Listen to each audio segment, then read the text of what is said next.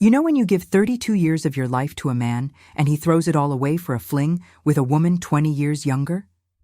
You think the world has ended, but today I want to tell you how that ending was, in fact, my true beginning. Hello, my dears. I'm Celia. I'm 78 years old, and today I'm going to share with you a story I've kept for a long time. Before I start, if you're watching this video, please leave your like, subscribe to the channel, and tell me in the comments where you're watching from. I love knowing that my story is reaching so many different places. I was born in 1946, in a time very different from yours. I grew up in Portland, Oregon, in a simple house with my parents and 3 siblings. My mother taught me to sew when I was just 9 years old. Celia, she would say, a woman needs to have a skill. And so, between play and chores, I learned to transform scraps into small works of art. At 18, in 1964, I was working as a seamstress in a small shop downtown. I didn't earn much, but it was enough to help at home and save a little for my hope chest. Back then, every girl dreamed of getting married, having children, building a family, and I was no different. It was on an April afternoon that he first walked into the shop. Frank was 22 years old. He was tall, broad-shouldered, with a smile that lit up the room. He was looking for a gift for his mother and ended up leaving with an embroidered handkerchief and my phone number. I remember it like it was yesterday. He had a natural elegance, even though he was a simple guy, recently graduated in accounting and just starting his career. Our courtship was like something from an old movie. He would pick me up at home. We'd talk on the porch under my father's watchful eye.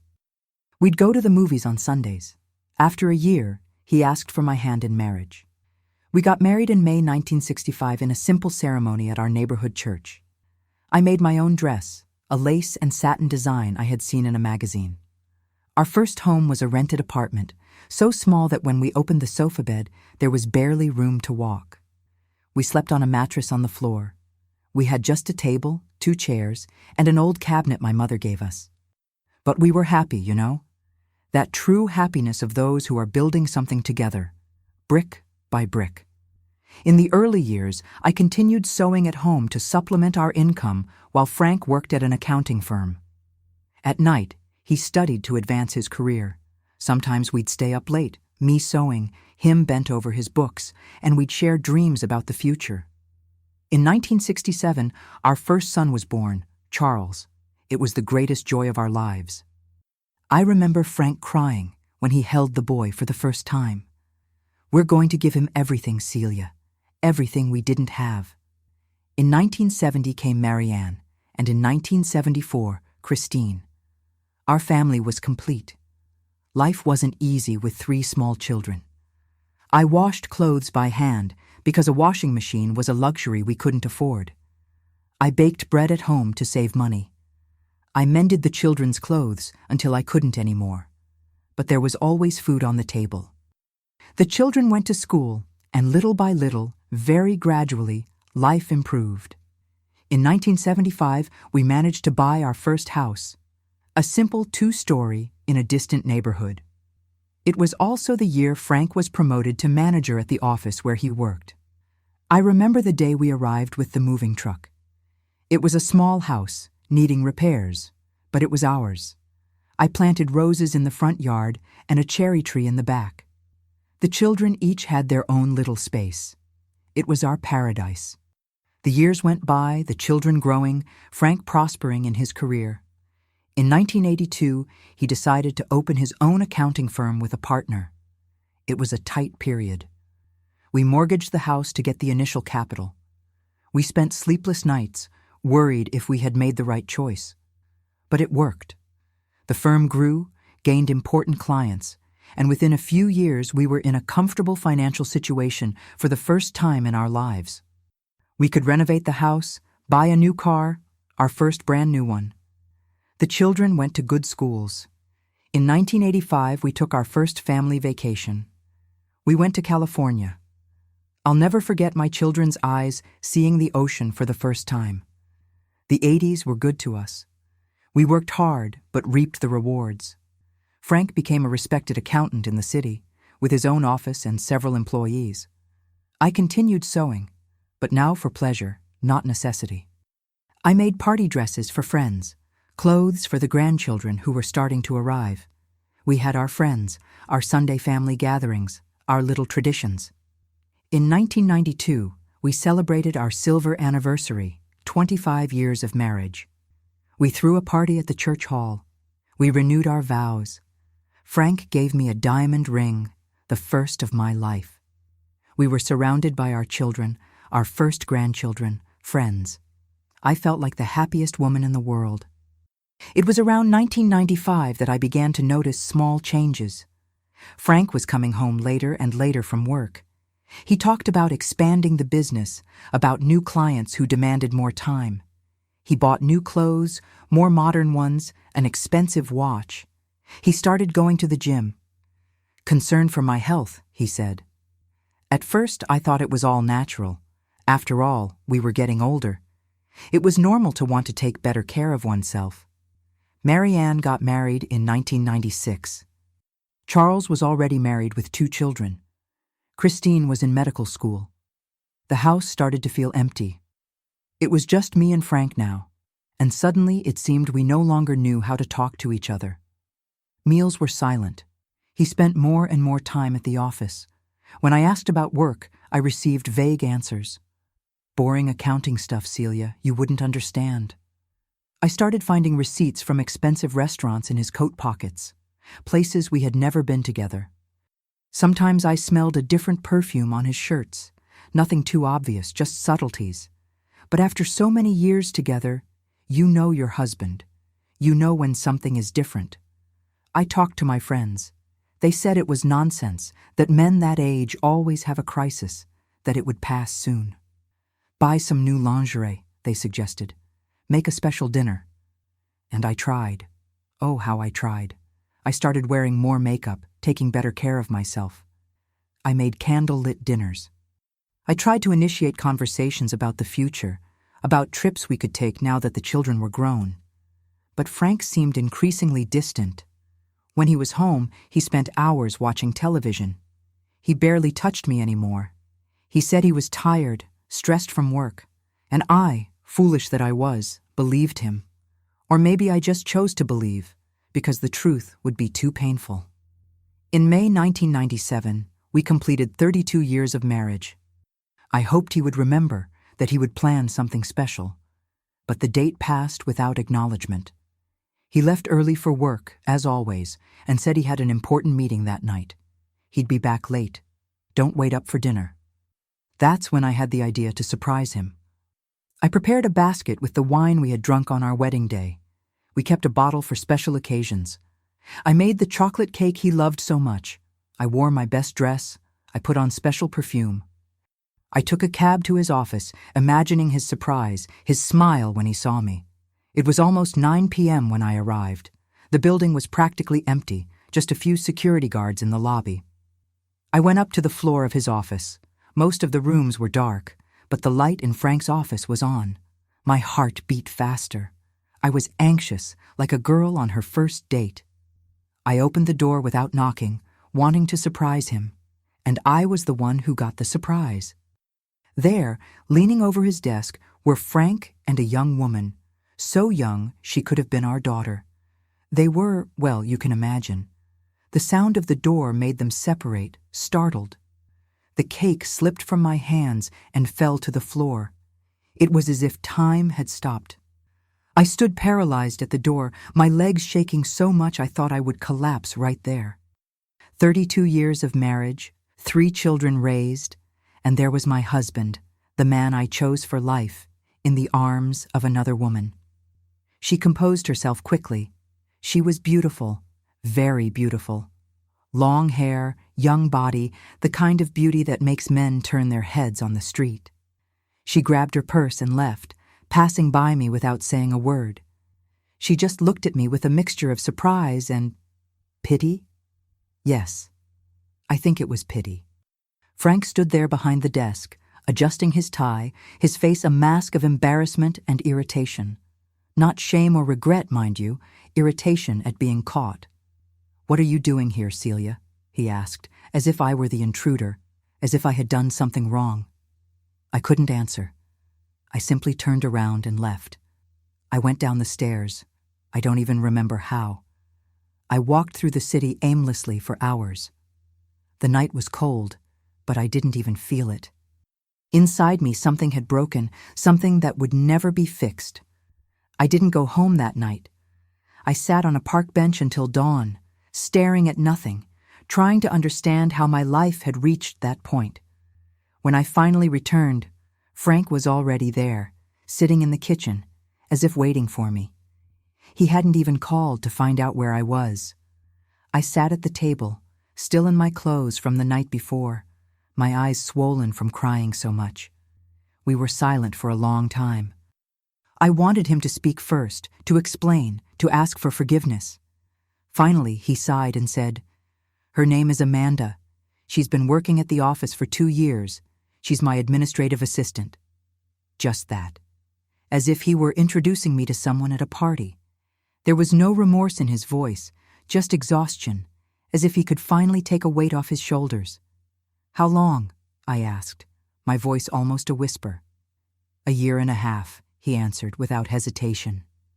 1.5 years. While I prepared his favorite dinners, washed his clothes, worried about his health, he was with her. 1.5 years of lies, excuses, betrayal. Why? The question all betrayed women ask, as if there were an answer that could justify it, that could ease the pain. It was then that he looked at me coldly and said, "What did you expect, Celia? Look at you and look at her. You spent your life taking care of others and forgot about yourself. Amanda makes me feel alive again." Those words were like knives in my heart. I was 52 at the time. I was no longer the 18-year-old he met, of course. I had the marks of time, a body transformed by 3 pregnancies, the weariness of a life of work. But I was the same person who had walked beside him for more than 3 decades, who had held his hand in difficult times, who had believed in him when no one else did. Something inside me broke at that moment. I stood up, grabbed the framed photo of our wedding that sat on top of the refrigerator, and threw it against the wall.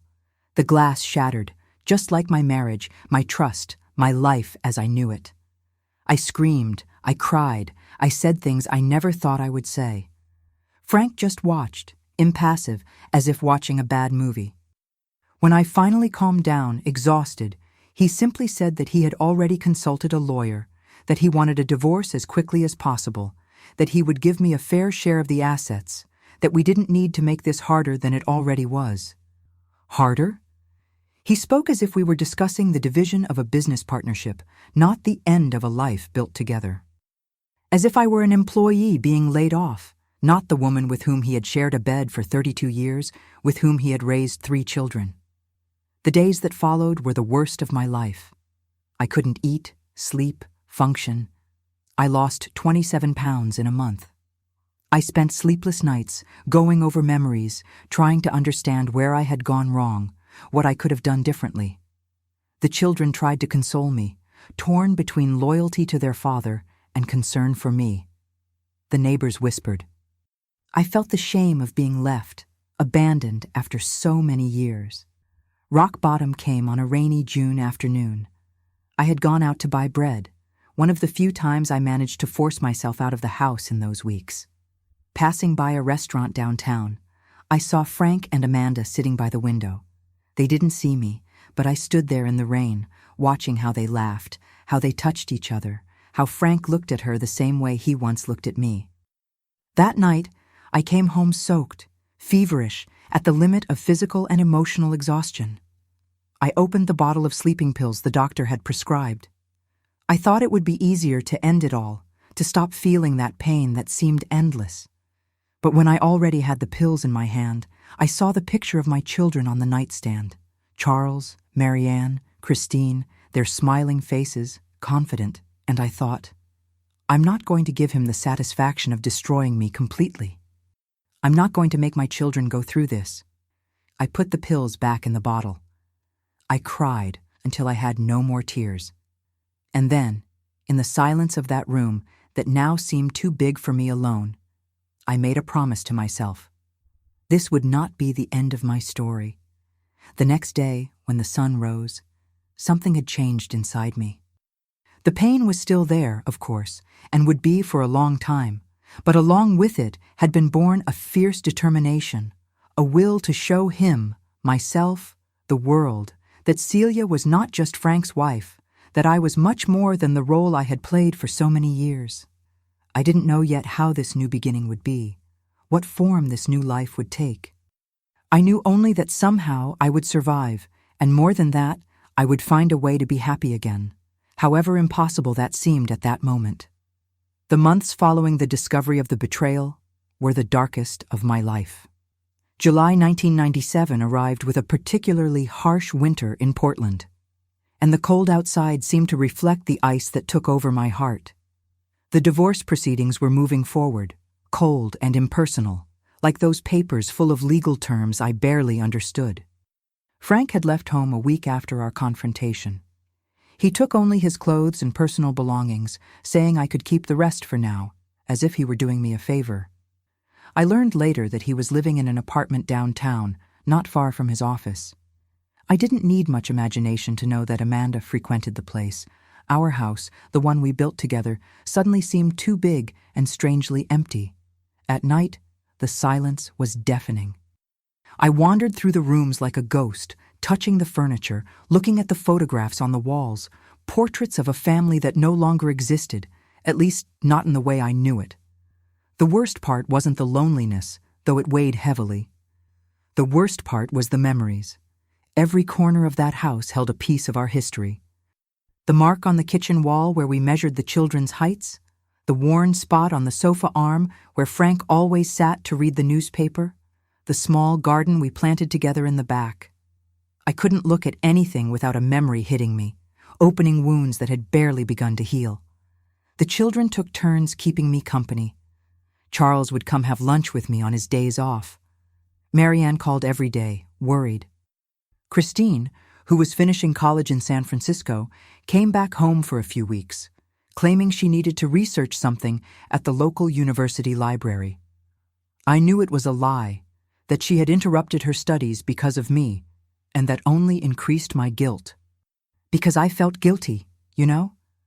However absurd it may seem, guilty for not having noticed earlier, for not having been enough, for causing worry to my children, and especially guilty for not being able to get back on my feet quickly.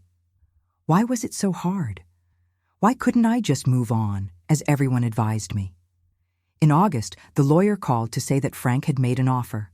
I would sell my share of the house to him, and with that money, I would buy a smaller place for myself. The accounting firm would remain entirely his, of course. After all, he was the one who built the business. I would receive a monthly alimony, generous, according to the lawyer, but which would barely cover my basic expenses. When I hung up the phone, I had a crying fit that lasted for hours. It wasn't just the financial aspect, though that was frightening. I hadn't worked formally in recent decades. I had no retirement of my own. I was completely dependent on Frank. It was the injustice of it all, as if my years of dedication to that family, of unpaid work inside the home, of constant support so he could dedicate himself to his career, were worth nothing. It was Marianne who shook me out of that state. She arrived unannounced one afternoon and found me still in my pajamas at 3 p.m., the house a mess, me not eating properly for days.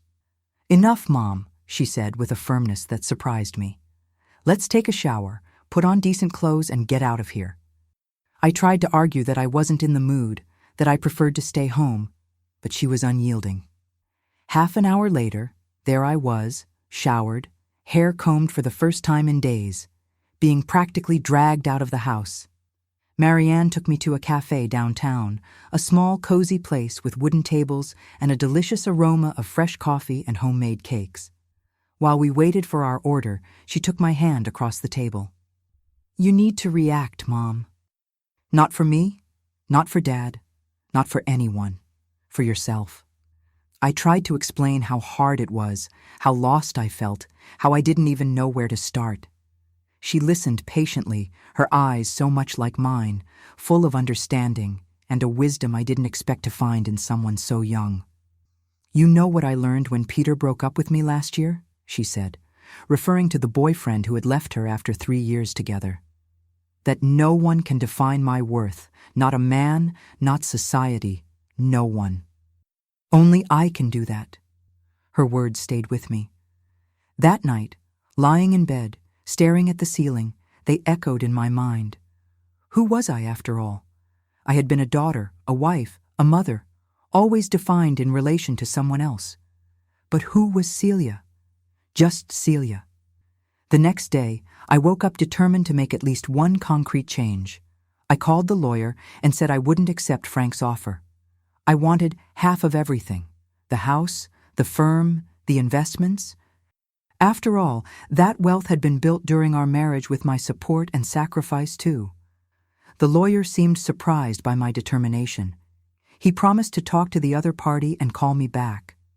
When I hung up, I felt a mixture of terror and euphoria. It was the first time in weeks that I had made a decision for myself, that I had stood my ground. The feeling was frightening and at the same time liberating. At the end of August, I received an unexpected phone call. It was Teresa, a lady who attended the same church as me, though I hadn't been regular lately. She coordinated a support group for women in vulnerable situations and was inviting me to participate in the next meeting. My first impulse was to refuse. I didn't feel comfortable exposing my situation to strangers, opening up about something that still caused me so much shame. But Teresa was gently insistent. "Sometimes, Celia, just hearing other stories makes us feel less alone. You don't have to talk if you don't want to." I ended up agreeing, more to end the conversation than out of real interest. The following Thursday, there I was, sitting in a circle with 8 other women in a small room attached to the church. Some were my age, others younger, 1 or 2 older, all with stories of losses, abandonments, violence, some much worse than mine. I stayed silent most of the time, just listening. But when Teresa asked me directly if I would like to share something, I surprised myself by speaking. The words came out hesitantly at first, then like a torrent.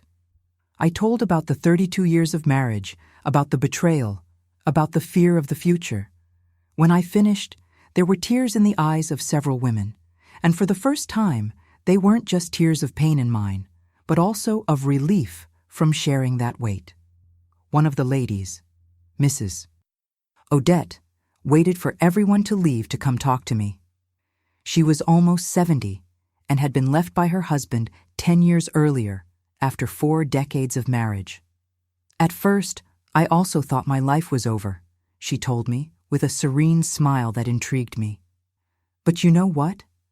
It was only then that it really began. She told me how she had rebuilt her life, how she had discovered passions and talents she didn't even know she had, how she had made true friendships, traveled, rediscovered herself. "The best revenge is living well, Celia," she said as she said goodbye. "Live so well that he regrets every day having left you." I went home that night with those words in my head. Living well was a concept so distant for me at that moment that it seemed almost a bad joke. How could I live well, abandoned at 52, with an uncertain future ahead? But the seed had been planted. In the following weeks, I continued attending the group. Each meeting was like a small step out of the abyss into which I had fallen. I began to open up more, to listen attentively to the stories of other women, to absorb their advice and experiences. One of them, Lucia, had turned her hobby of painting into a small source of income after her divorce. Another gave private English lessons at home. Mrs. Odette, the lady who had talked to me on the first day, sold homemade sweets to supplement her retirement. "You used to sew, didn't you?" Teresa asked at one of the meetings. "Why don't you go back to doing that? Many women here need small repairs, hems, adjustments." The idea seemed absurd at first. I hadn't sewn professionally in years, just small repairs for family and friends. But the more I thought about it, the more the idea made sense. It was something I knew how to do, that didn't require a big initial investment, that I could start slowly. In September, when Mrs. Odette got sick with a bad flu, she called me asking for help. She had an order of brownies to deliver for a children's party that weekend and wasn't in any condition to make them. I agreed to help more out of solidarity than for any other reason. I spent the entire night in the kitchen making the sweets according to the recipe she gave me over the phone. It was a simple recipe, traditional brownies, but I remembered a variation my mother used to make with a touch of cinnamon and orange zest that gave it a special flavor. I decided to make half the order the traditional way and half with that variation, marking the packages to differentiate them. The next day, Mrs. Odette called me enthusiastically. The client had loved them, especially the brownies with the special touch. She wanted to know if she could order more for another party. I told her you were just helping me, Mrs. Odette explained, but she insisted, said she would pay well. What do you think, Celia? I hesitated. Making sweets had never been my forte. I knew some basic recipes, the ones my mother had taught me, but nothing extraordinary. On the other hand, the extra money would be welcome, especially now that the divorce process was dragging on and my financial situation was uncertain. I'll think about it, I replied without much enthusiasm. At the group meeting that week, I told them about the episode. To my surprise, several women showed interest. One of them would have a baby shower the following month and needed sweets. Another wanted something for her grandson's birthday party. See, said Teresa with an encouraging smile. Sometimes opportunities arise when we least expect them.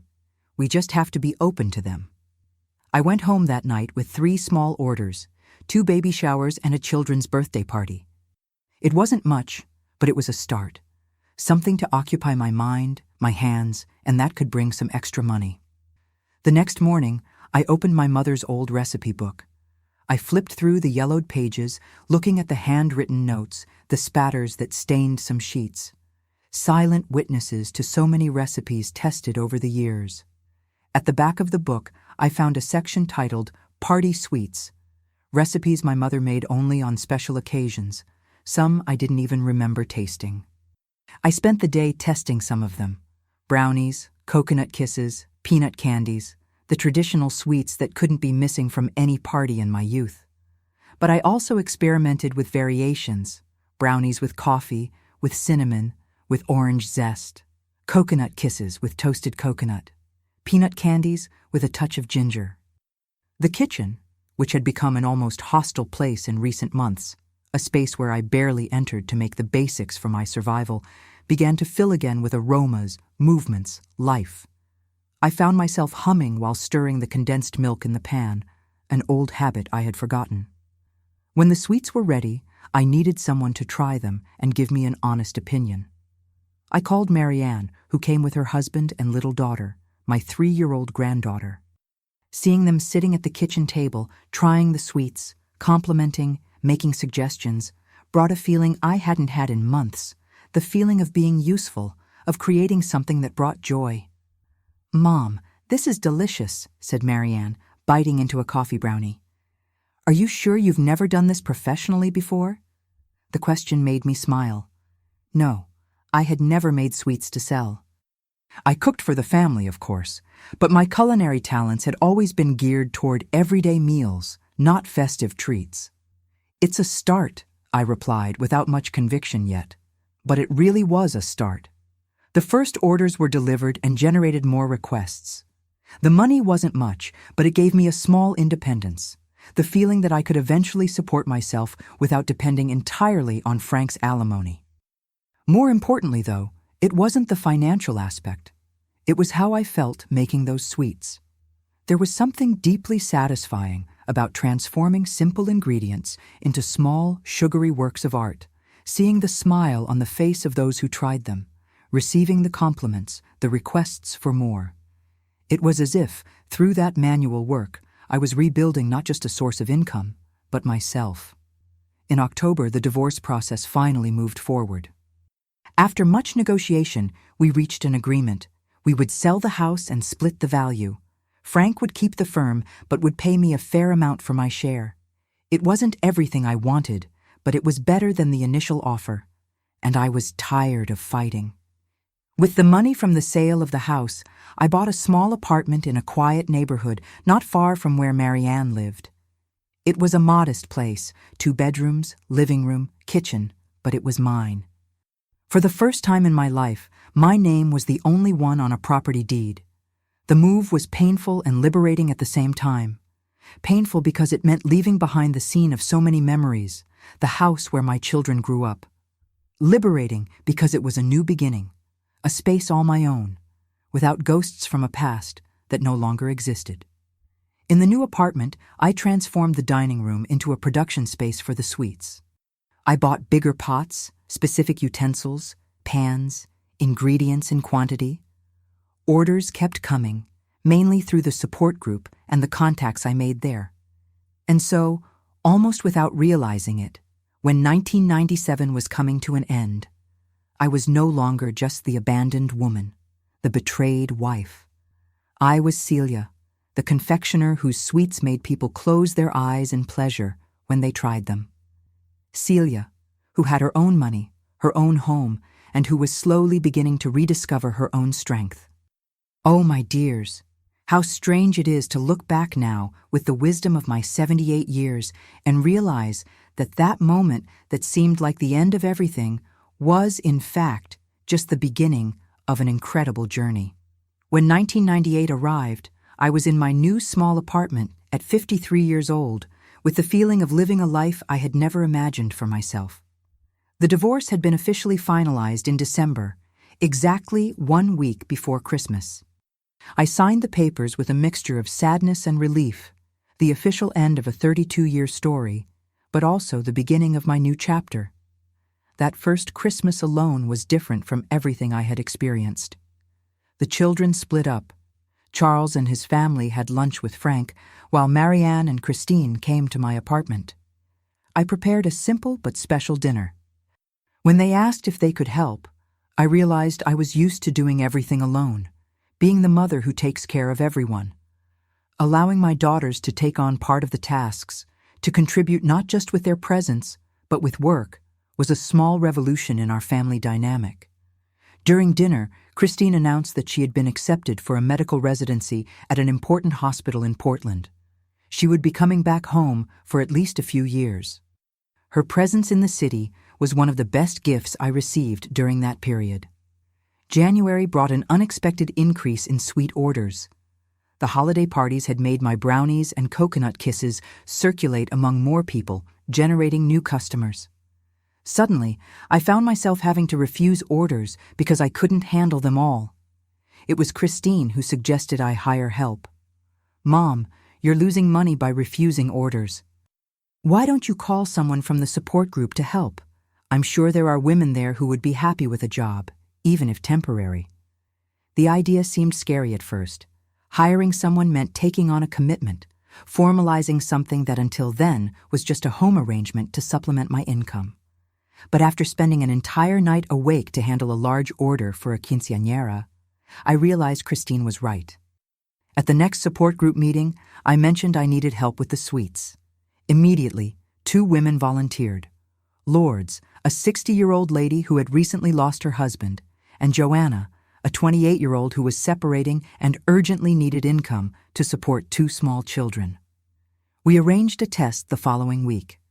I prepared my kitchen, separated the ingredients, and nervously waited for them. I had never taught anyone to make my sweets. I had never shared the special recipes I had adapted from my mother. It was like opening an intimate part of myself, something that belonged to the old Celia, the wife and mother, but which was now the foundation of the new Celia, the independent confectioner. To my surprise, the experience was wonderful. Lourdes had skilled hands and infinite patience for details. Joanna learned quickly and had creative ideas for decorations. We worked together that day, producing 5 different types of sweets for a wedding party. When we finished, exhausted but satisfied, I looked at the trays full of small, sugary works of art and felt something I hadn't experienced in a long time: pride. "I think we make a good team," I said, serving them coffee at the small kitchen table. From then on, Lourdes and Joanna started coming 3 times a week to help me. I paid them by the hour, a fair amount we had agreed upon together. My dining room was no longer sufficient as a production space. Gradually, the entire social area of the apartment was taken over by utensils, packaging, pots. Christine, who stopped by frequently, began to insist that I needed my own space. "You can't continue producing at home on this scale, Mom. Besides not being practical, it's not regularized. Have you thought about renting a small commercial space?" The idea seemed absurd. Me at 53, opening a business, taking on fixed expenses like rent, bills, taxes. It seemed irresponsible, too risky. But the seed had been planted. I began to pay attention to vacant commercial spaces in the neighborhood. I even visited one or two just out of curiosity. The rental values scared me, of course, but they weren't completely out of reality, considering what I was already earning from the suites. In March 1998, I received a call that would change the course of things. It was the mother of a quinceañera, for whom I had made sweets the previous month. She wanted to know if I would accept making not just the little sweets, but the main cake for her oldest daughter's wedding. "Your brownies were the best I've ever tasted," she said. "I'm sure your cakes must be equally wonderful." I hesitated. Making cakes for parties was another level of complexity. It required techniques I didn't master, equipment I didn't have, a space larger than my small kitchen. I was about to refuse when I remembered Mrs. Odette's words at the support group. "Life begins when we leave our comfort zone." "Can I make a test for you to try?" I heard myself saying, to my own surprise. I hung up the phone and panicked. What had I just promised? To make a wedding cake. Me, who had never made anything more than simple cakes for family birthdays. That night I couldn't sleep. I went through old recipe books, looked for references, made notes. The next morning, I went to the public library and spent hours consulting cooking magazines, copying instructions on cake decorating techniques.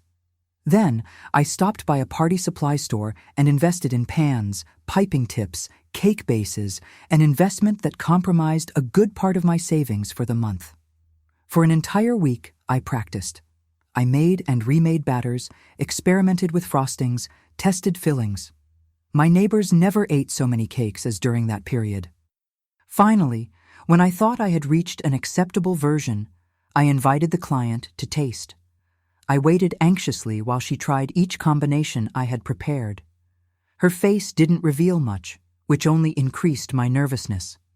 When she finished, she delicately wiped her lips with the napkin and looked at me seriously.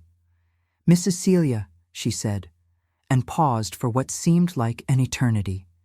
"This is simply divine. Not even in the best bakeries in the city have I tasted anything so special. Where did you learn to make cakes like this?" I didn't know what to answer. The truth was I hadn't learned formally. It was a combination of my mother's recipes, years of observing and helping in the kitchens of friends and relatives, and a week of intense trial and error. "It's a family recipe," I finally replied. It wasn't exactly a lie. I left that meeting with a contract to make the wedding cake, 3 tiers for 200 people, and the absolute certainty that I couldn't produce it in my apartment kitchen. I needed a professional space, and I needed it soon. It was at that moment that chance, or perhaps fate, intervened. At the next support group meeting, Teresa mentioned that her niece was closing a small cafe in the neighborhood. The location was good, but the business hadn't prospered. "She's looking for someone to take over the rent," Teresa commented. "The place already has an equipped kitchen. It would be perfect for a food business." 2 days later, I went to see the space. It was small but cozy. The kitchen, though compact, had basic industrial equipment: a 6-burner stove, a large refrigerator, stainless steel counters. The front area, which had served as a dining room for the cafe's customers, could be transformed into a customer service and product display space. The rent wasn't cheap, but it also wasn't prohibitive, especially considering I wouldn't need to invest in heavy equipment. The contract required a guarantor or 3 months' deposit in advance. I didn't have a guarantor. I didn't want to ask my children, and I certainly wouldn't ask Frank. But I had the money for the deposit, thanks to my share of the house sale. I signed the contract that same day, in a mixture of terror and excitement. As I left the property, I looked at the simple facade and visualized a name in elegant letters: Celia's Sweets. Suddenly, it was no longer just supplemental income, a hobby to occupy my mind and hands after the divorce. It was a real business, my business. The following weeks were a whirlwind. I painted the space myself, with the help of Lourdes, Joanna, and some women from the support group. I chose a soft aqua tone for the walls, contrasting with white details. I bought used tables and chairs that I carefully restored. I had a simple but elegant sign made for the facade. The official opening was on April 15, 1998. It wasn't anything grand, just a small cocktail party for friends, family, and some customers who already knew my work. Christine and Marianne prepared an emotional speech, recalling how sweets had always been part of our family celebrations. Charles came with his wife and children, bringing flowers. Even some women from the support group showed up, proud to have witnessed the beginning of that journey. It was a special night, but the real test would come in the following days. Would I have enough customers to maintain a commercial establishment? Would people come to the store, or would I continue working only with orders? To my surprise, the movement started right on the first day. People walking down the street, attracted by the freshly painted facade and the aroma that escaped through the door, came in to try.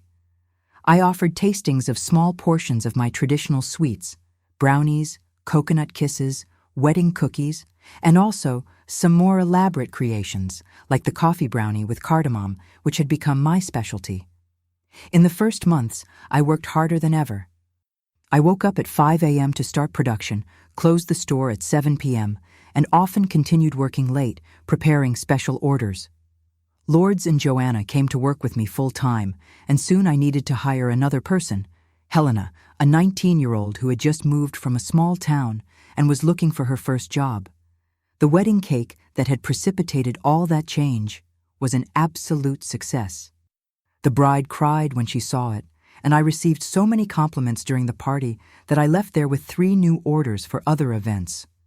I discovered I had a natural talent for artistic cakes, and soon they became an important part of the business, along with traditional sweets. When we completed 6 months of operation in October 1998, we already had a loyal clientele and a growing reputation in the city. Weekends were always busy, with people coming to buy sweets for family gatherings or small parties. Orders for larger events, weddings, graduations, quinceañeras, needed to be made weeks in advance. It was during this period that I received an unexpected call, a voice I hadn't heard in months, but would recognize anywhere. "Celia, it's Frank," he said, sounding uncomfortable. "I heard you opened a confectionery. I wanted to congratulate you." I was silent, not knowing how to respond. It was the first time we had spoken directly since the finalization of the divorce. On the few occasions we had met, at Christine's graduation, at a grandchild's birthday, we had limited ourselves to distant nods. "Thank you," I finally replied, with a formality that didn't match someone who had shared a lifetime. "I'm proud of you," he continued, his voice betraying an emotion that caught me by surprise. "I always knew you were capable of great things." Part of me wanted to scream, to ask why he had never said that before, why he had to abandon me to recognize my capabilities. But another part, the new Celia who was emerging, just smiled to herself. "Life has these surprises," I replied with a calm I didn't know I possessed. "Sometimes we need to lose something to find something better." There was silence on the other end of the line. When Frank spoke again, his voice seemed more fragile. "Are you happy, Celia?" The question caught me off guard. Was I happy? I looked around at the small confectionery I had created from nothing, at the photos of my children and grandchildren on the wall, at the hands calloused by constant work, but which now belonged to me. Only to me. "I'm finding my way to happiness," I replied honestly. "And you, Frank?" Another silence, longer this time. "Things aren't as I expected," he finally admitted. "Amanda, well, it didn't work out. She left the firm last month, said she needed new challenges." I didn't feel the satisfaction I might have expected to feel hearing that, just a vague melancholy at the predictability of it all. The young administrative assistant had already gotten what she wanted: status, gifts, the excitement of a forbidden affair, and was ready to move on. Frank, at 54, was discovering what it meant to be a stepping stone, not a destination. "I'm sorry," I said, and to my surprise, it was true. I didn't feel joy at his suffering, just a kind of distant understanding that we all reap what we sow. "I was thinking," he continued, his voice taking on an almost shy tone, "maybe we could have coffee sometime to talk, as friends." Friends. The word echoed in my mind. This man had been my husband, my companion, my life partner for more than 3 decades. He was the father of my children, the grandfather of my grandchildren. But friend, that was something new, unexplored territory. "Maybe someday, Frank," I replied without commitment. "But now I need to hang up. I have a birthday cake to finish." And it was true. On the kitchen counter, waiting for the finishing touches, was a cake for my oldest grandson's 6th birthday. A cake I had created with my own hands, with my own talent, in my own business. That conversation with Frank marked a turning point in my emotional journey. I realized I no longer hated him, that the sharp pain of betrayal had transformed into something more distant, like an old scar that sometimes still hurts when the weather changes, but which no longer impedes movement. More importantly, I realized I no longer needed his validation, his approval, or his regret. When 1998 was coming to an end, I was firmly established on my new path. Celia's Sweets was no longer just a place where people bought brownies and cakes. It was a meeting point, a space where people shared stories, celebrated special moments, found comfort in life's small pleasures. And I, the woman who almost lost herself in the pain of abandonment, had found not just a means of survival, but a true vocation. At 53, I discovered that life can truly begin again, that it's possible to reinvent oneself, that our stories aren't defined by the chapters others write for us, but by those we write for ourselves. 1999 arrived with a different energy. It had been almost 2 years since that fateful night when I found Frank and Amanda in his office, and I barely recognized the woman I had been. The pain hadn't completely disappeared. I doubt it ever will.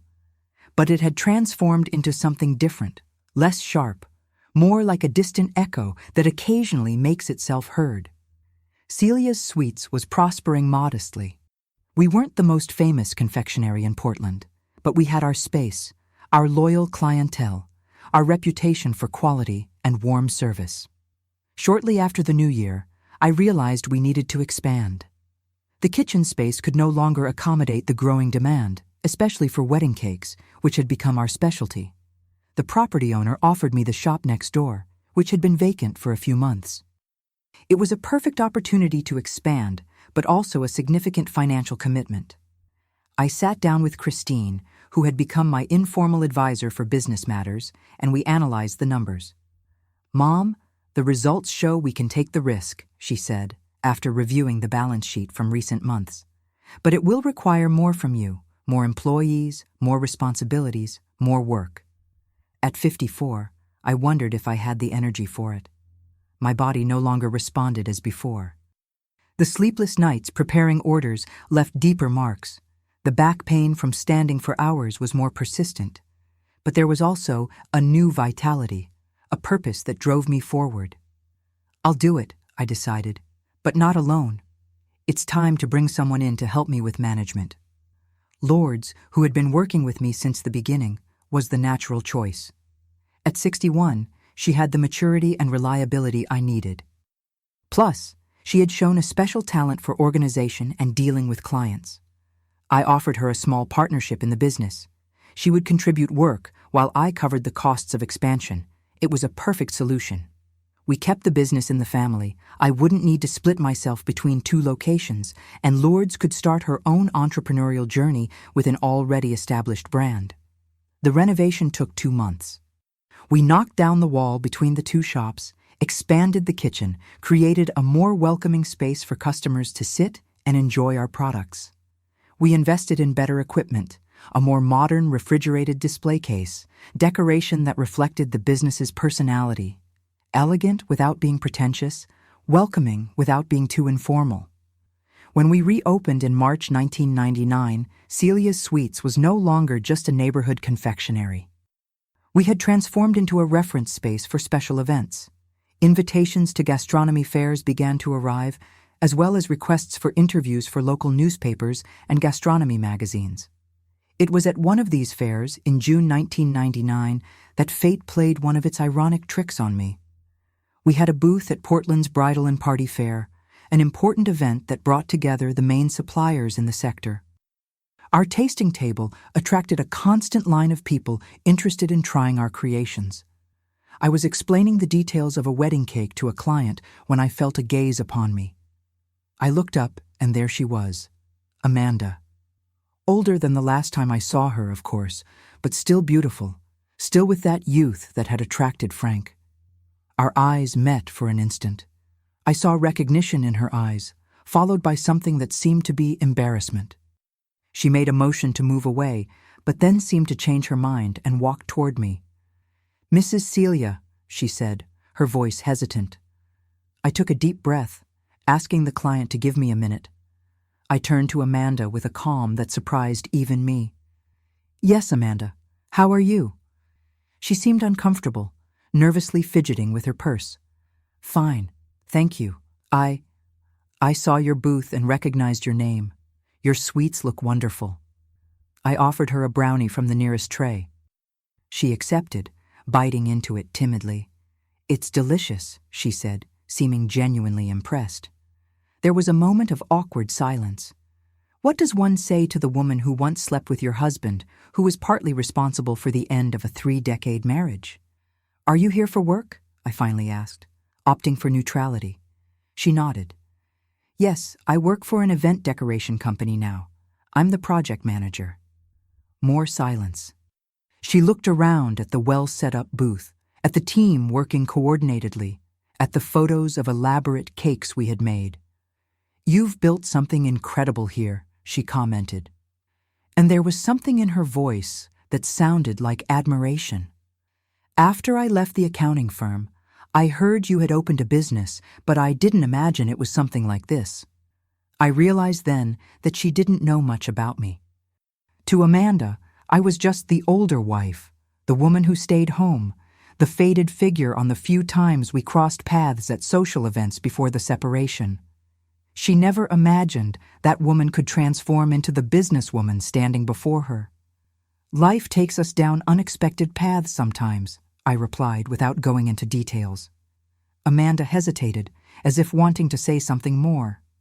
Finally, gathering courage, she asked, Do you have news from him? From Frank?" The question caught me by surprise. I didn't expect her to care. I thought about the phone call I had received from him a few months ago, his voice when he said things hadn't worked out with Amanda. "We talk occasionally because of the children and grandchildren," I replied, maintaining neutrality. "From what I know, he's well." She nodded, biting her lip. "That's good. I'm sorry, for everything."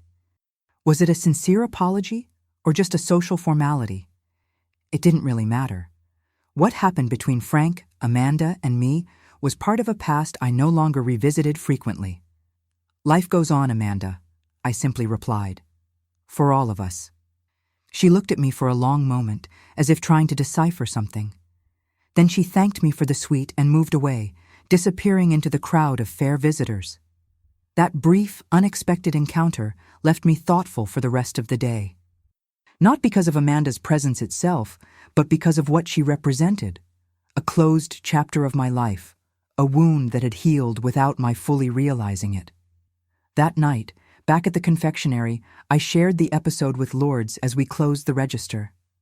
"How did you feel seeing her?" asked my friend and now business partner, concern evident on her face. I reflected for a moment. "At peace," I replied, surprised by my own realization. As if that story no longer had power over me. Lourdes smiled, squeezing my hand over the counter. "That's the real victory, Celia. Not the business's success, but that liberation." She was right, of course. The confectionery, the professional recognition, the financial independence, all of that was valuable. But the true achievement was internal. It was the woman I had become, the strength I had discovered in myself. The rest of 1999 passed quickly in a whirlwind of work and growth. We hired 2 more employees to handle the increasing demand. I started teaching small confectionery workshops on Saturdays, sharing basic techniques with interested customers. They weren't formal classes, I didn't have training for that, but relaxed sessions where I shared what I had learned through practice. It was in one of those workshops in November that I met Antonio. He was 60, a retired university professor of American literature, and he was there because he wanted to learn to make sweets to surprise his grandchildren at Christmas. My wife always took care of that part, he explained with a melancholic smile.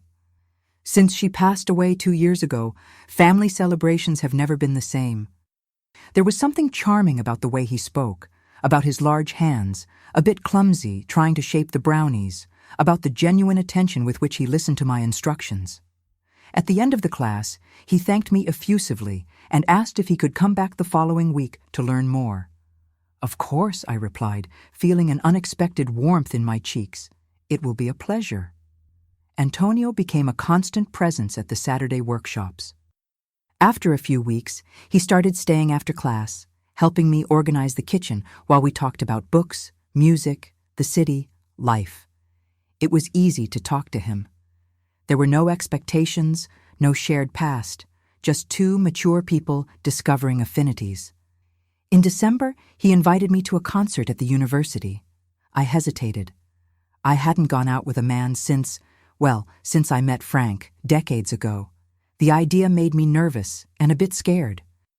"It's not a romantic date if you don't want it to be," he said, noticing my hesitation. "Just 2 friends enjoying good music together." I accepted, and it was an enchanting evening. Antonio was cultured without being pretentious, attentive without being invasive. We talked for hours after the concert, sitting in a quiet cafe near the university. When he dropped me off at home, he didn't try anything beyond a respectful kiss on the cheek and a "thank you for the company." Our friendship grew naturally in the following months. He introduced me to poets I had never read, to music I had never heard.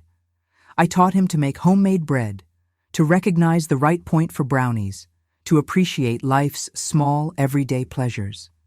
In March 2000, Antonio invited me to see his house, a spacious residence near the university campus with an impressive library and a well-kept garden.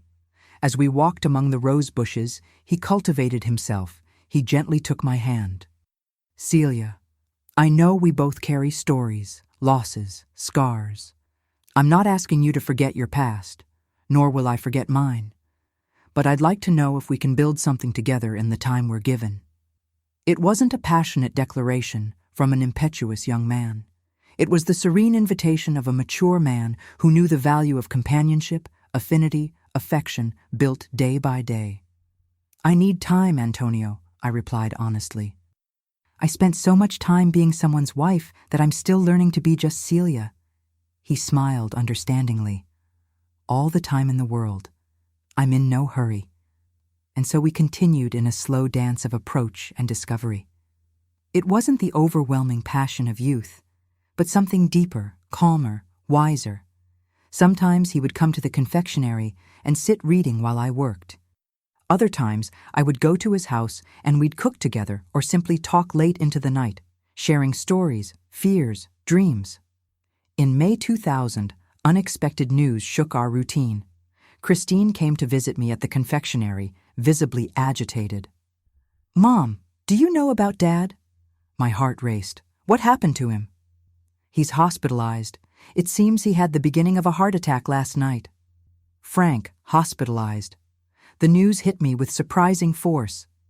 Despite everything that had happened between us, he was still the father of my children, still someone who had occupied an important space in my life. "Which hospital?" I asked, already taking off my apron. Lourdes looked at me with concern. "Do you want me to go with you?" I shook my head. "It's not necessary. Christine will go with me."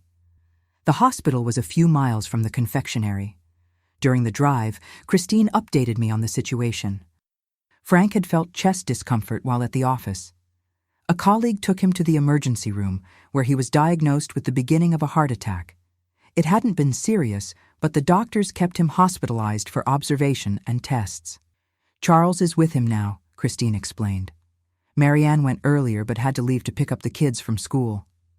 We arrived at the hospital and went straight up to the room indicated at reception. Charles was sitting in an armchair next to the bed where Frank rested, apparently asleep. My son stood up when he saw me, surprised. "Mom, I didn't expect you to come." I gave him a quick hug. "How is he?" "Stable. The doctors say it was a warning. He didn't have serious heart damage, but needs to change some habits, get follow-up care." I looked at the figure in the bed. Frank seemed much older than his 56 years. His hair, which already had gray strands when we separated, was now completely white. His face had new lines, deeper ones, marking his forehead and the corners of his eyes. He was thinner too, almost fragile. At that moment, his eyes opened. He blinked several times, confused. Then he recognized me. "Celia." His voice was hoarse, surprised. "What are you doing here?" Charles quickly intervened. "I'm going to get coffee. I'll be back in a few minutes." When we were alone, I approached the bed. "I came to see how you are," I replied simply. "The children were worried." He nodded, adjusting himself on the pillows to a more upright position. "You didn't need to trouble yourself. It wasn't anything serious." "The beginning of a heart attack is never nothing serious, Frank. What did the doctors say?" He sighed, running his hand through his white hair. "The usual. Need to stop smoking, exercise, eat better, reduce stress." Frank seemed defeated, as if those medical recommendations were too heavy a burden to carry. For the first time, I saw beyond the anger and hurt I had cultivated for so long. I saw only an aging man facing his own mortality. "Do you have help at home?" I asked, remembering the apartment where he lived alone since Amanda had left him. He shook his head. "I hired a cleaning lady who comes twice a week. For the rest, I manage." We were silent for a few moments. It was strange being there beside the hospital bed of the man who had broken my heart, feeling not anger or resentment, but a kind of distant compassion. "How's the confectionery?" he finally asked, clearly trying to change the subject. "Good. We expanded last year. Now we have a bigger space, more employees." He smiled slightly. "I always knew you'd be good at it. You always had a special talent for making people happy with your food." It was a sincere compliment, perhaps the first in a long time that didn't come loaded with implications or regrets, just an honest recognition of something he had always known about me. "Thank you," I replied, feeling a strange peace. "It's work that fulfills me." We talked for a few more minutes about the children, the grandchildren, trivialities. When Charles returned with coffee, I said goodbye, promising to come back another day if necessary. On the way back to the confectionery, Christine looked at me curiously. "How was it?" I reflected for a moment. Different from what I expected. I didn't feel anything I thought I would feel. "And what did you expect to feel?" "I don't know. Maybe satisfaction at seeing him vulnerable, maybe renewed anger. But I didn't feel any of that. Just understanding, I think, that we all age, we all face consequences, we all need to move on." That night, I told Antonio about the hospital visit. We were sitting on the porch of my house, sharing a bottle of wine and watching the starry sky. It was like closing a circle, I concluded, as if a chapter that was left ajar could finally be completely closed. Antonio took my hand, his eyes reflecting the understanding of someone who had also closed painful chapters. "I think that's called forgiveness, Celia. Not necessarily forgiving the other, but forgiving yourself for having suffered, for having allowed pain to occupy so much space." His words touched something deep in me.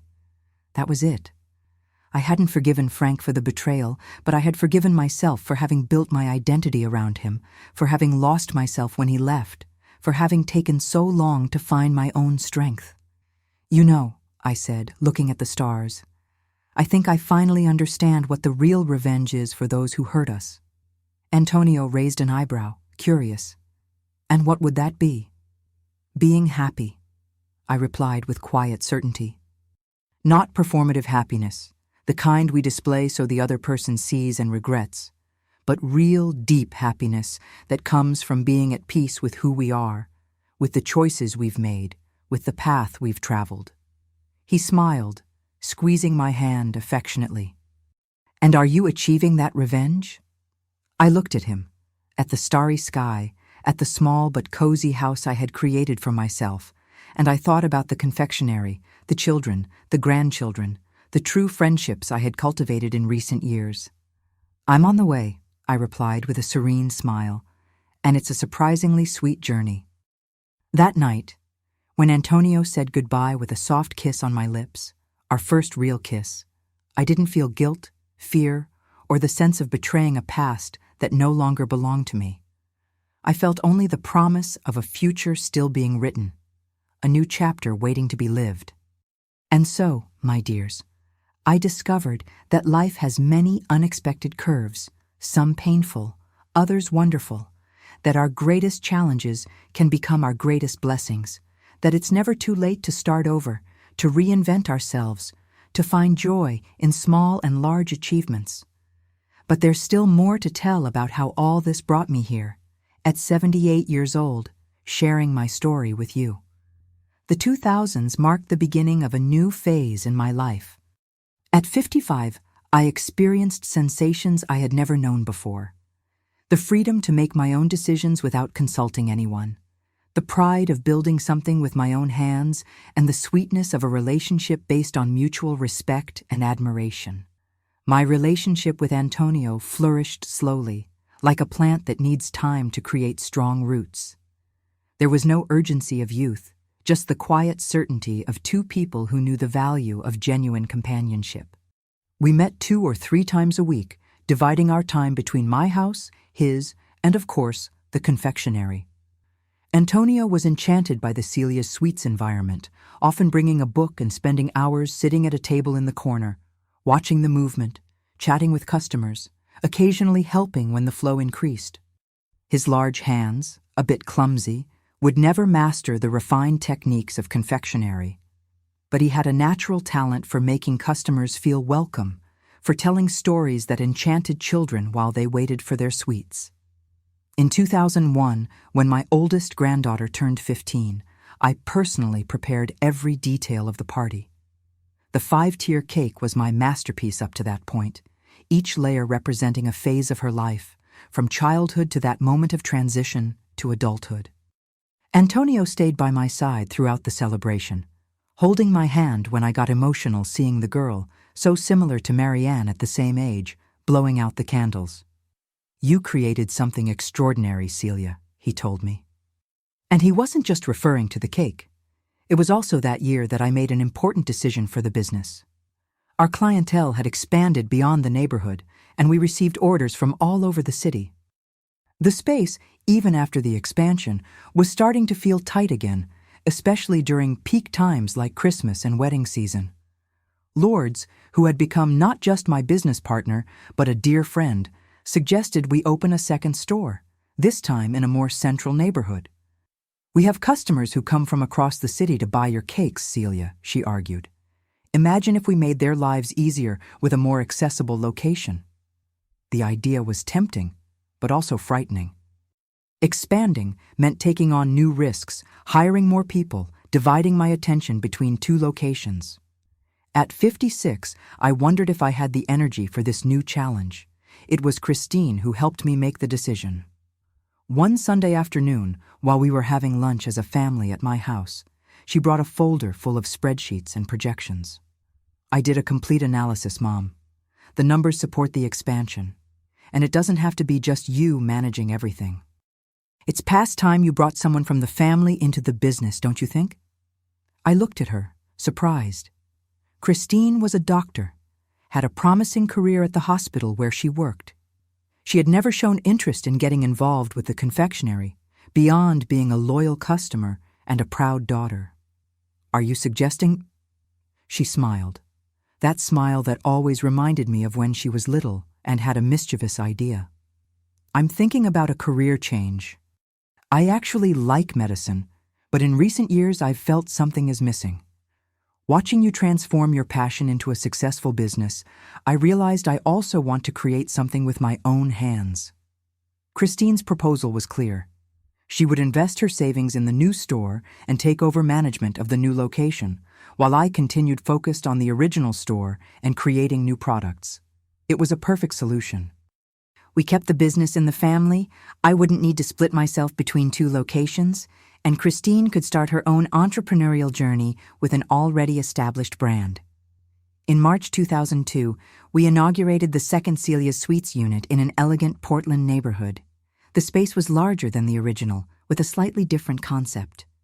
Besides sweets and cakes for parties, we offered a small cafe where customers could enjoy our creations, accompanied by specialty coffees and teas. The local press covered the opening, highlighting not just the quality of the products, but also the story behind the business.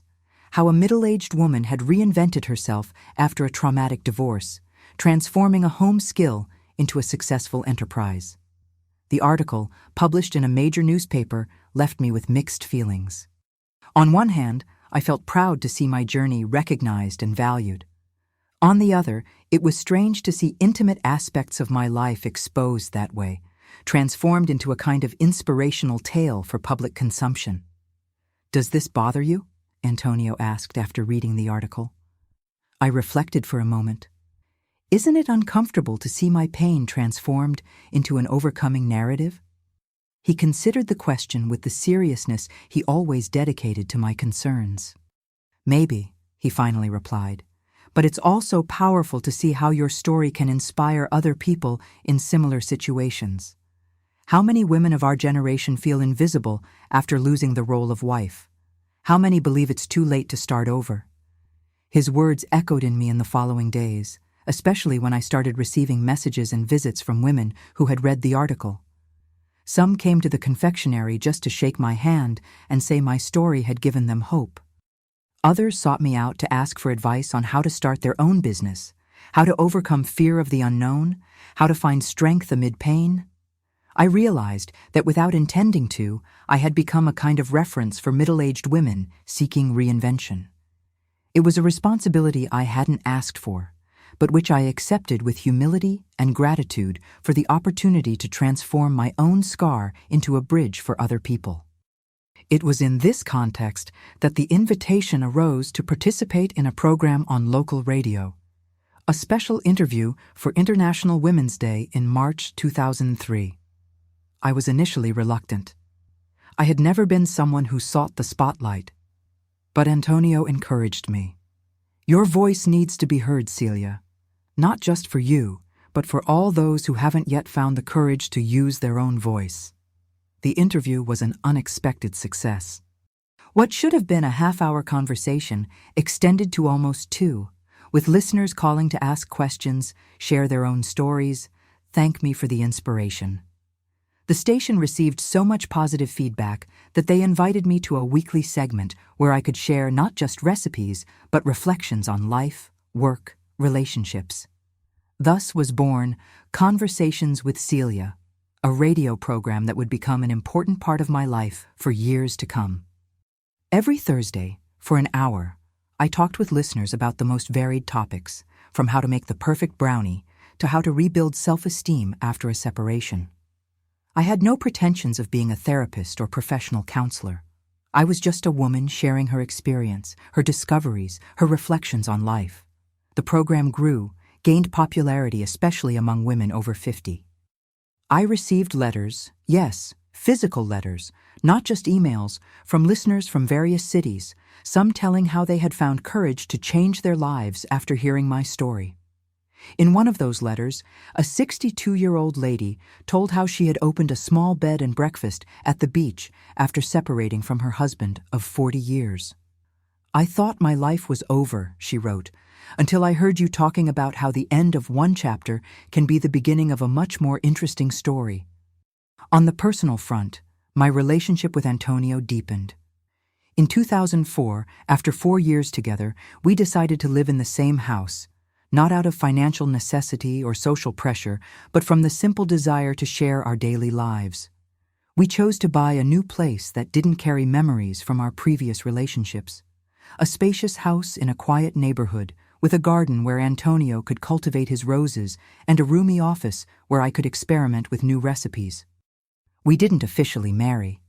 We both felt that papers no longer mattered at this stage of life. The commitment we had to each other was deeper than any contract could express. It was based on mutual respect, sincere admiration, love that grows slowly, like a good wine that improves with time.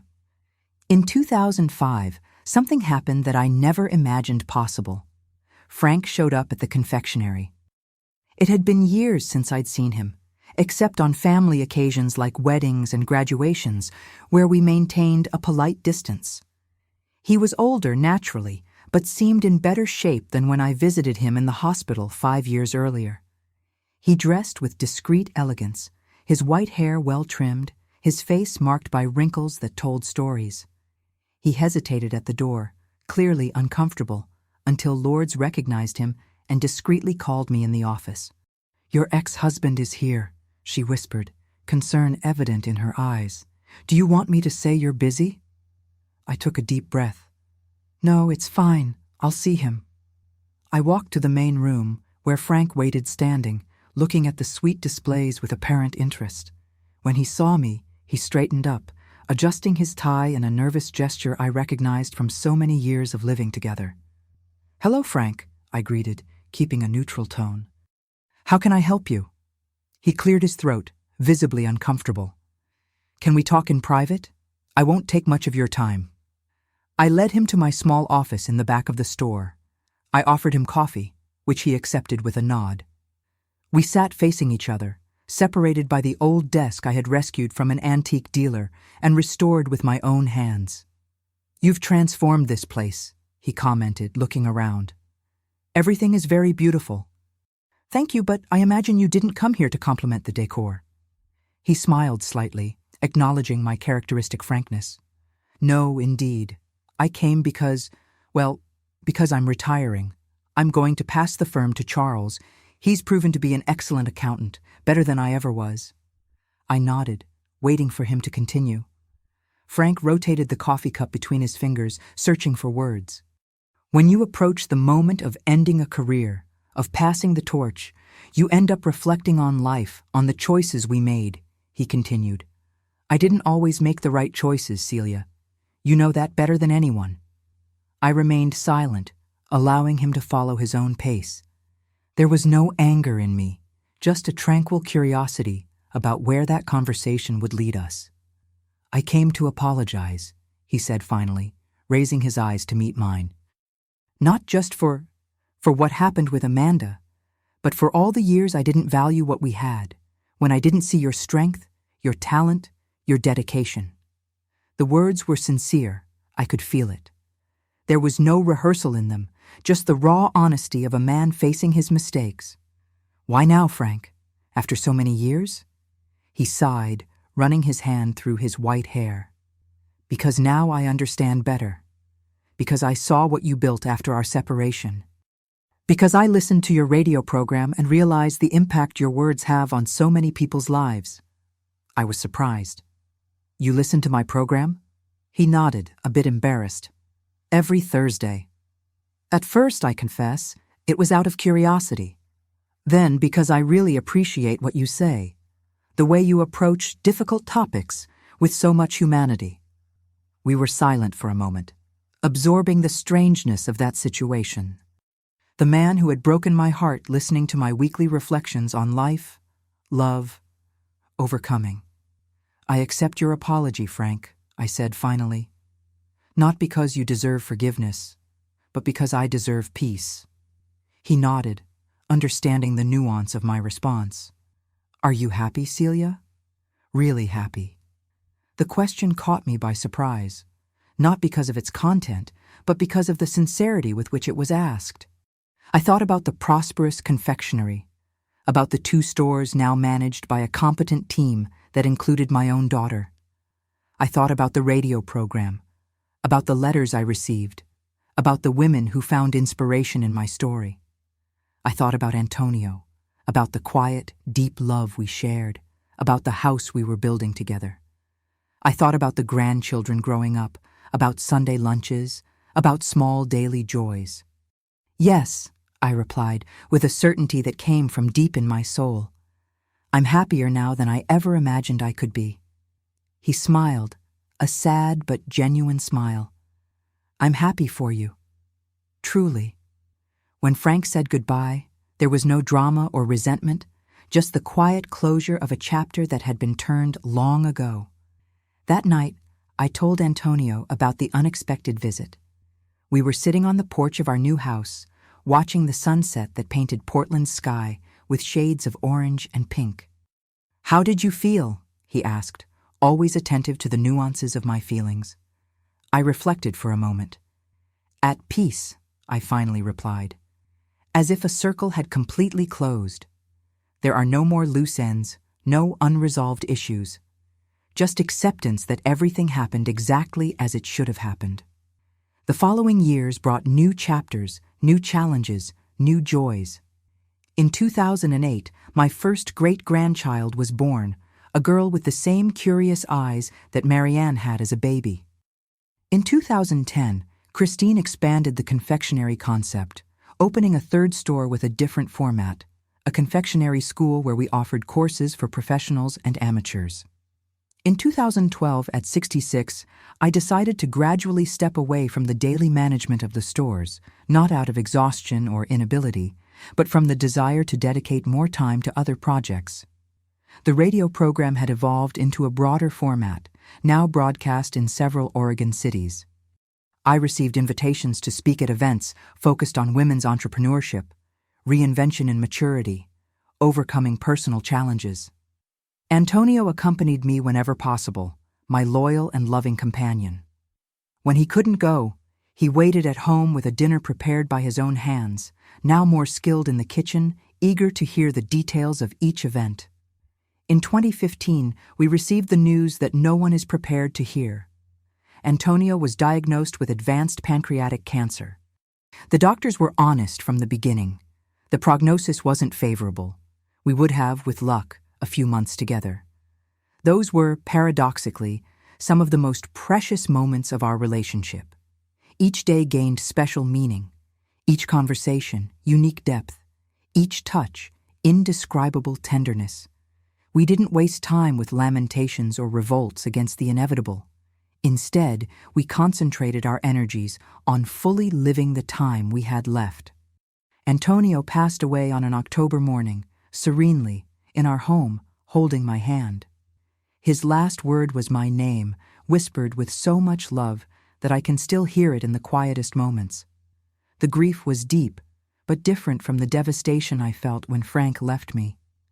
There was no betrayal or rejection, just the natural pain of physical separation from someone deeply loved. Antonio had given me 8 years of true, respectful, nurturing love. He had taught me it was possible to love again, differently, but equally valid. In the months that followed, work was my refuge. I returned to frequenting the confectionery daily, not so much to manage, but to be present, to feel the warmth of the oven, the aroma of the sweets, the bustle of customers. I resumed the radio program, now also addressing topics like grief, new beginnings, the art of finding meaning in loss. In 2018, at 72, I received an unexpected invitation to write a book about my journey. At first, the idea seemed absurd to me. Who would be interested in the story of an ordinary lady who had simply lived her life the best way possible? But the publisher insisted. There was something universal in my journey, something that could resonate with people of all ages, especially women facing important transitions. I accepted the challenge.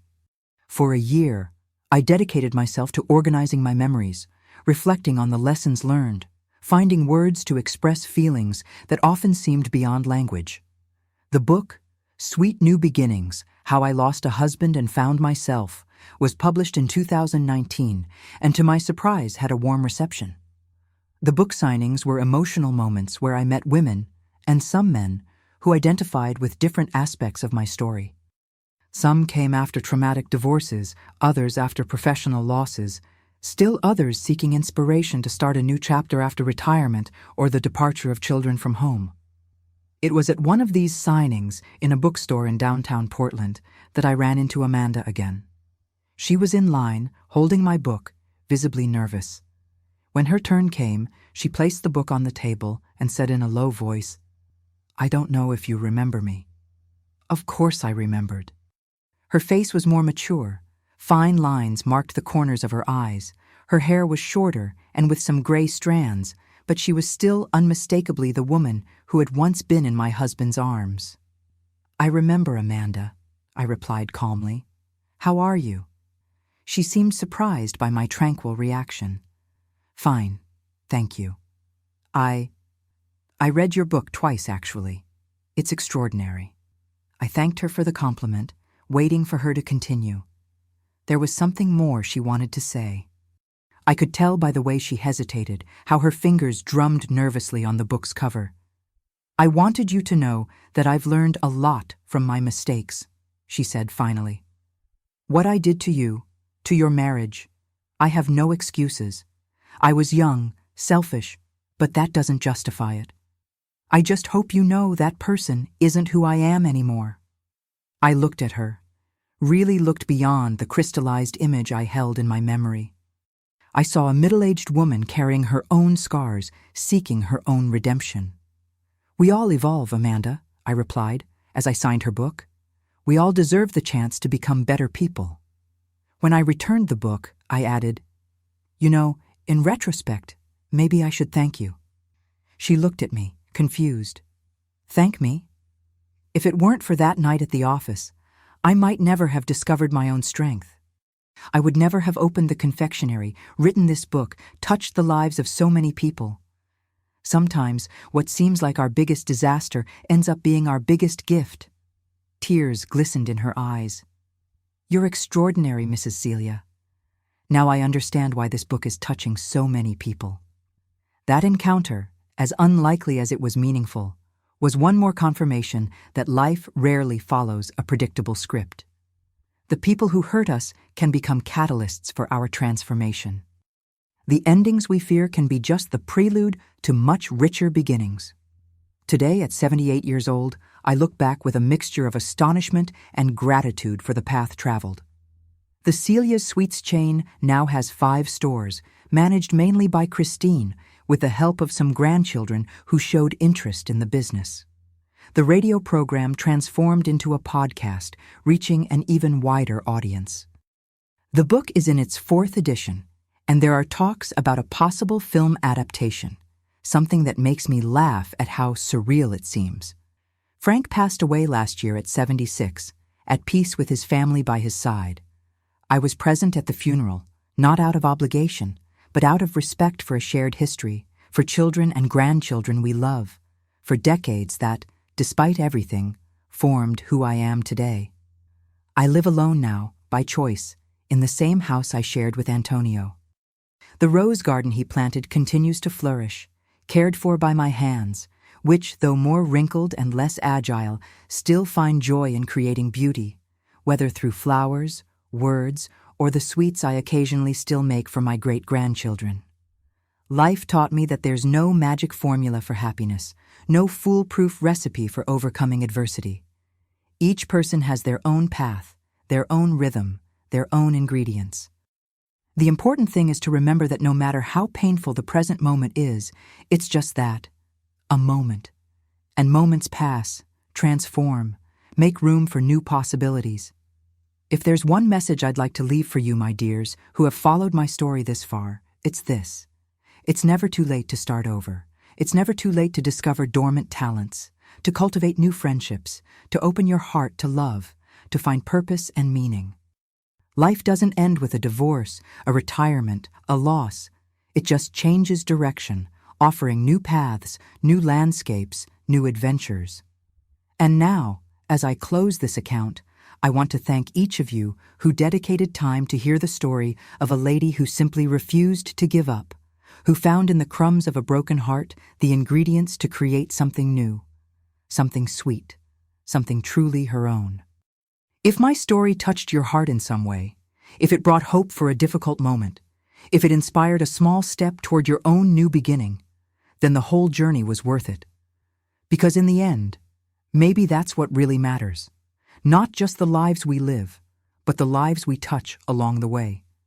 Until we meet again, my dears, always remember, the best chapter of your story may be exactly the one you haven't written yet. And wherever you are, find sweetness even in life's most bitter moments. With love, Celia. And before I say goodbye, my dears, don't forget to leave your like on this video, subscribe to the Grandma's Diary channel if you haven't already, and share this story with someone who needs to hear that it's never too late to start over. Each like, each subscription, each comment makes me feel that my story was worth telling. Thank you so much for following me this far, and until the next video.